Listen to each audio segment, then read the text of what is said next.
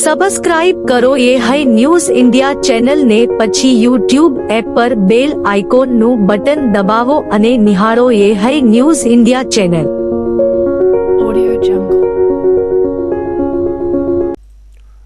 બનાસકાંઠા જિલ્લાના વિભાજન થયા બાદ દિયોદર વિસ્તારની માંગ છે કે આ વિસ્તારને મુખ્ય મથક બનાવવામાં આવે અથવા તો ઓગળ જિલ્લો નામ નવા જિલ્લાનું આપવામાં આવે, પરંતુ રાજ્ય સરકાર દ્વારા તેમની વાત ન સાંભળતા ઓગળ જિલ્લો બનાવી દિયોદરને જિલ્લાનું મથક બનાવવાની માંગ સાથે દિયોદરમાં છેલ્લા 16 દિવસથી ધરણા પ્રદર્શન કરી વિરોધ ચાલી રહ્યો હતો. જે મુદ્દે દિયોદરના સર્કિટ હાઉસ નજીક ચાલતા ધરણા હાલ પૂરતા સમેટાયા છે. નવી રણનીતિથી મજબૂતાઈ સાથે વધુ ઉગ્ર લડત માટે ઓગળ જિલ્લા સંકલન સમિતિએ નવા એક્શન પ્લાનની તૈયારી કરી છે, જેમાં તાલુકાના મથકના બદલે હવે ગામ લેવલથી ધરણા કરવામાં આવશે. વધુમાં ઓગળ જિલ્લા સંકલન સમિતિની નવી ટીમ રચના કરાશે. દરેક ગામમાંથી 11 સભ્યોની નિમણૂક કરવામાં આવશે. આગામી સમયમાં દિયોદર તાલુકાના 40થી વધુ ગામોમાં ધરણા પ્રદર્શન કરાશે. દિયોદર તાલુકાના લોકોના નાણાં અને સમય ન વેડફાય તે માટે ઓગળ સંકલન સમિતિ તાલુકા મથકેથી ધરણા સમાપન કરાશે. જો કે સમગ્ર મામલે ઓગળ જિલ્લા સંકલન સમિતિએ યે ન્યૂઝ ઇન્ડિયાની ચેનલ સાથેની વાતચીતમાં જણાવ્યું હતું કે આગામી સમયમાં વડાપ્રધાન નરેન્દ્રભાઈ મોદી તેમજ અમિત શાહને મળવા પ્રયત્નશીલ છે. તેમજ ગુજરાત રાજ્યના મુખ્યમંત્રી ભૂપેન્દ્ર પટેલને પણ વિનંતી છે કે તેમની સાથે મળી અમારી ઓગળ જિલ્લાની માગણી અને ન્યાયની જે વાત છે સરકાર સ્વીકારે તે માટે અમે પ્રયત્નશીલ છીએ. વધુમાં જ્યાં સુધી અમારી માંગ સ્વીકારવામાં નહીં આવે ત્યાં સુધી વિવિધ કાર્યક્રમો આપી વિરોધ પ્રદર્શન કરીશું તેમ જણાવ્યું હતું. ઓગળ જિલ્લાની માંગને લઈને દિયોદરમાં છેલ્લા 16 દિવસથી વિરોધ પ્રદર્શન ચાલુ હતા અને છેલ્લા 16 દિવસથી ધરણા કાર્યક્રમ પણ અમારો ચાલુ હતો. આ ધરણામાં દિયોદર તાલુકાની તમામ ગામોની પ્રજા પણ આવતી હતી. કોઈ ગરીબ પ્રજા આવતી હતી, ખેડૂતો આવતા હતા, વેપારીઓ આવતા હતા. દિયોદરથી 20-25 કિલોમીટર દૂરથી પણ લોકો ધરણામાં હાજરી આપવા માટે આવતા હતા અને અમારું વિરોધ પ્રદર્શનમાં એ લોકો ભાગ લેતા હતા. આ 16 દિવસના આટલા વિરોધ પ્રદર્શન પછી પણ સરકારે અમારી વાત સાંભળી નથી અને ઓગળ જિલ્લા બાબત કોઈ સારો નિર્ણય કરેલ નથી. એટલે અમારી ઓગળ જિલ્લા સંકલન સમિતિની અમારી મિટિંગ મળી અને અમે એમાં એવું નક્કી કર્યું કે જે બહારગામથી લોકોને અહીંયા ધરણા પ્રદર્શનમાં આવવું પડે છે એના બદલે આપણે આ રહ્યું જે ધરણા પ્રદર્શનનો કાર્યક્રમ છે એ ગામે ગામ લઈ જઈએ અને ટૂંક સમયમાં જ એના માટે અમે દિયોદર તાલુકાના તમામ ગામડાઓમાં ધરણા પ્રદર્શનનો કાર્યક્રમ શરૂ કરીશું. એ પ્રમાણે અમે નક્કી કરેલ છે. અમારી માનનીય વડાપ્રધાન શ્રી નરેન્દ્રભાઈ મોદી સાહેબને પણ મળવા માટે અમે પ્રયત્નશીલ છીએ. અમિત શાહ સાહેબને મળવા માટે પણ અમે પ્રયત્નશીલ છીએ અને અમારી ગુજરાત રાજ્ય મુખ્યમંત્રી ભૂપેન્દ્રભાઈ પટેલને પણ અમારી વિનંતી છે અને એમની સાથે મળીને પણ અમે અમારી ઓગળ જિલ્લાની માગણી અને ન્યાયની જે વાત છે સરકારે સ્વીકારે એ બાબત અમે મળવા માટે પ્રયત્નશીલ છીએ. પણ જ્યાં સુધી અમારી ઓગળ જિલ્લાની વાત સ્વીકારશે નહીં અને ઓગળ જિલ્લો સરકાર ડિક્લેર નહીં કરે ત્યાં સુધી અનેક જુદા જુદા કાર્યક્રમો થકી અમે અમારા વિરોધ પ્રદર્શન ચાલુ રાખીશું. સરકાર દ્વારા વૃક્ષો વાવો, પર્યાવરણ બચાવોની જાહેરાત કરે છે. વૃક્ષો વાવી રાજ્યને હરિયાળું બનાવવા માટે ગુજરાત સરકાર પ્રયત્નશીલ છે, પરંતુ વન વિભાગના અધિકારીઓ અને 100 મિલવાળાની મિલીભગતથી મિલોવાળા લીલા વૃક્ષોનું કટિંગ કરી ટ્રેક્ટર ભરી 100 મિલોમાં ઠલવાઈ રહ્યા છે. કાંકરેજ વિસ્તારમાં સિહોરી અને થરા અનેક 100 મિલો આવેલી છે, ત્યારે 100 મિલ દ્વારા લીલા લાકડાનો નિકંદન કરીને પ્રકૃતિને મોટા પાયે નુકસાન કરી રહ્યા છે. આવા 100 મિલોમાં ચાલતા લીલા લાકડાનો ધમધમતો ધંધો ક્યારે અટકશે?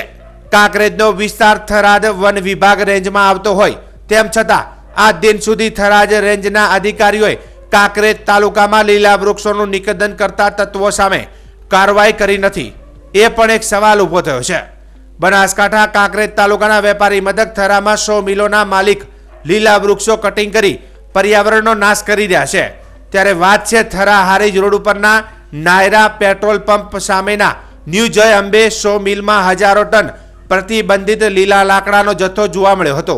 કુંભ નિદ્રામાં સૂતા વન વિભાગના અધિકારીઓ દ્વારા તપાસ કરી દંડનીય કાર્યવાહી કરવામાં આવતી નથી. આ મીડિયાના અહેવાલ બાદ સાચી તપાસ કરીને પ્રકૃતિનો નાશ કરતો 100 મિલના સંચાલકો સામે કાયદેસરની કાર્યવાહી કરવામાં આવશે કે કેમ, જે હવે જોવું રહ્યું. બનાસકાંઠા એલસીબી પોલીસે થરાદ 4 રસ્તા પાસેથી વિદેશી દારૂની મોટી ખેપ મારતું પિકઅપ ડાલુ ઝડપી પાડ્યું છે. બોલેરો પિકઅપ ગાડીમાંથી 5.51 લાખની કિંમતની 1493 બોટલ વિદેશી દારૂ સાથે રાજસ્થાનના 2 બુટલેગરોને પકડ્યા છે. બનાસકાંઠા એલસીબી પોલીસને મળેલી બાતમીના આધારે થરાદ 4 રસ્તા પાસે વોચ ગોઠવવામાં આવી હતી. તે દરમિયાન રાજસ્થાન તરફથી આવી રહેલ શંકાસ્પદ બોલેરો પિકઅપ GG04AT 5966 ને રોકીને તપાસ કરતા તેમાંથી મોટા જથ્થામાં વિદેશી દારૂ મળી આવ્યો હતો. પોલીસે વાહનમાંથી ઓખારામ મેસાજી દેવાસી રહે કારોલા સાચોર અને જોધારામ રામાજી દેવાસી રહે પાલડી સાચોરને ઝડપી પાડ્યા હતા. પોલીસે દારૂની બોટલ ઉપરાંત 5 લાખની કિંમતનો બોલેરો પિકઅપ અને 5000 મોબાઈલ મળી કુલ કિંમત ₹10.56 લાખનો મુદ્દામાલ જપ્ત કર્યો છે. આ કેસમાં પુખરાજ કિશનલાલ બિશ્નોઈ રહે મનમોહન હોસ્પિટલની સામે સાચોર રાજસ્થાન નામનો એક આરોપી હજુ ફરાર છે. થરાદ પોલીસે આ મામલે ગુજરાત પ્રોહિબિશન એક્ટ હેઠળ ગુનો નોંધી વધુ તપાસ હાથ ધરી છે. અંબાજી મંદિર દેશના 51 શક્તિપીઠ માં આદ્ય શક્તિપીઠ તરીકે ઓળખાય છે. અંબાજી મંદિર ગોલ્ડન ટેમ્પલ તરીકે પણ ઓળખાય છે. અંબાજી મંદિર દેશના 51 શક્તિપીઠમાં સૌથી મોટું ગણાઈ રહ્યું છે. અંબાજી મંદિરમાં ભક્તો મોટી સંખ્યામાં દર્શન કરવા આવી રહ્યા છે અને દર્શન કરીને ધન્યતા પણ અનુભવી રહ્યા છે. ત્યારે અંબાજી મંદિર અડધા ભાગ સુધી સોનાથી બનવા પામેલ છે. અંબાજી મંદિર સુવર્ણ શિખર બનાવવા માટે માઈ ભક્તોમાં ભારે આસ્થા સાથે સોનું દાન આપી રહ્યા છે. સુપ્રસિદ્ધ યાત્રાધામ અંબાજી મંદિર ટ્રસ્ટને ₹7,65,000 ની કિંમતના સોનાનું દાન મળ્યું છે. નડિયાદના નિવૃત્ત શિક્ષક અને શિક્ષિકાએ માતાજીને સોનાનો 100 ગ્રામનો હાર અર્પણ કર્યો છે. બંને દાતાઓએ નામ ગુપ્ત રાખી દાન કર્યું છે. ટ્રસ્ટ તરફથી અંબાજી મંદિરના નિરીક્ષક મિતેશ પંડ્યાએ દાન સ્વીકાર્યું હતું. બનાસકાંઠા જિલ્લાના અમીરગઢ બોર્ડર ચેકપોસ્ટ પર પોલીસે કરેલી કામગીરીમાં એક મોટી સફળતા મળી છે. પોલીસે વાહન ચેકિંગ દરમિયાન એક લક્ઝરી બસમાંથી દેશી બનાવટની પિસ્તોલ અને 8 જીવતા કારતૂસ સાથે એક શખ્સની ધરપકડ કરી છે. આ કામગીરી પોલીસ મહાનિરીક્ષક ચિરાગ કોરડિયા અને પોલીસ અધિક્ષક અક્ષયરાજ મકવાણાના માર્ગદર્શન હેઠળ કરવામાં આવી હતી. મદદનીશ પોલીસ અધિક્ષક સુમન નાલાની દેખરેખમાં અમીરગઢ પોલીસે બોર્ડર ચેકપોસ્ટ પર વાહનોનું ચેકિંગ હાથ ધર્યું હતું. તપાસમાં સામે આવ્યું છે કે આ હથિયાર મધ્યપ્રદેશના મંદસૌર જિલ્લાના બનગઢ ગામના સુરતસિંહ પાસેથી મેળવવામાં આવ્યું હતું અને કચ્છના અંજારના ગુલામભાઈને તેમની માગણી કરી હતી. પોલીસે આ મામલે 3 આરોપીઓ વિરુદ્ધ આર્મ્સ એક્ટ હેઠળ ગુનો નોંધી વધુ તપાસ હાથ ધરી છે. આ કામગીરી વિદેશી દારૂની હેરાફેરી અટકાવવા અને આવા ગેરકાયદેસર પ્રવૃત્તિઓ પર અંકુશ મેળવવાના પોલીસના વિશેષ અભિયાનનો એક ભાગ છે. પોલીસે આ કેસમાં હાલ તો વધુ તપાસ શરૂ કરી છે. બનાસકાંઠા જિલ્લાનું જ્યારથી વિભાજન થયું છે ત્યારથી જ કાંકરેજ, ધાનેરા અને દિયોદર તાલુકાના લોકો તેનો વિરોધ કરી રહ્યા છે. કાંકરેજ અને ધાનેરા તાલુકાના લોકોની માંગ છે કે તેઓને જૂના જિલ્લા એટલે કે બનાસકાંઠા જિલ્લામાં જ રાખવામાં આવે, જ્યારે દિયોદર તાલુકાના લોકોની માંગ છે કે નવા જિલ્લાનું નામ ઓગળ આપવામાં આવે અને જિલ્લાનું વડું મથક દિયોદર રાખવામાં આવે. જે માંગને લઈને ઠેર ઠેર ધરણા કરવામાં આવી રહ્યા છે. થોડા દિવસ અગાઉ દિયોદર ખાતે ધરણા પ્રદર્શન કરવામાં આવ્યું હતું. દિયોદરથી ઓગળધામ સુધી રેલી યોજવામાં આવી હતી, જેમાં દિયોદર તાલુકા સહિત આજુબાજુના મોટી સંખ્યામાં લોકો જોડાયા હતા. આ તકે દિયોદર ભાજપના ધારાસભ્ય કેસાજી ચૌહાણ પણ જોડાયા હતા. તેઓએ ત્યાં નિવેદન આપ્યું હતું, જે નિવેદન અત્યારે સોશિયલ મીડિયામાં વાયરલ થઈ રહ્યું છે. જિલ્લા વિભાજનના વિરોધમાં ઓગળથળી ખાતે યોજાયેલી રેલી અને સભામાં તેમણે પ્રજાની માંગણીઓને સમર્થન આપ્યું હતું. કેસાજી ચૌહાણે સભામાં જણાવ્યું હતું કે ઓગળજીની ધરતીને ગૌરવ મળે, ઓગળજીનું ગૌરવ વધે, એમાં જો પાછો રહે તો તે પછી જાણનારીનું ધાવણ લાજે.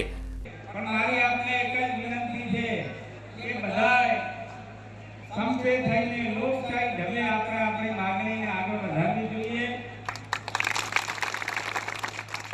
તો વિજય ઓગળજીની ધરતીનો થશે.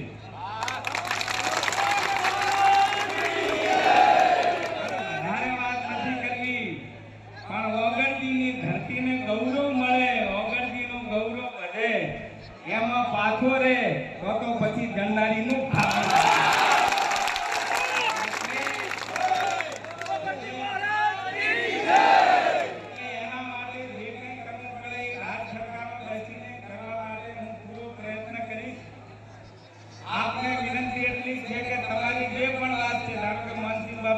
કરી હાલની પોઝિટિવ વાત, એ પોઝિટિવ વાત જે હોય એ દરેક ગામમાંથી દરેકને જે કંઈ વાત હોય રવિવાર સુધી મને માલ પેપર પર આપો. હું આવતા મંગળવારે CM ને પાછું મળી અને તમારી આજે તો તમારા દર્શન કરવા અને ઓગણજીને પ્રાર્થના કરવા માટે આવ્યો છું. આપણે શું પ્રાર્થના કરીએ કે ઓગણજી એ આ ધરતીની વાત ને છેક સુધી પહોંચાડે અને એમાં ઓગણજી આપણને સહાયતા કરે, આપણને મદદ કરે અને ઓગણજી ની સહાયતા વગર આ કામ શક્ય નથી. એટલે આપણે બધા ભેગા થઈને બે હાથ જોડીને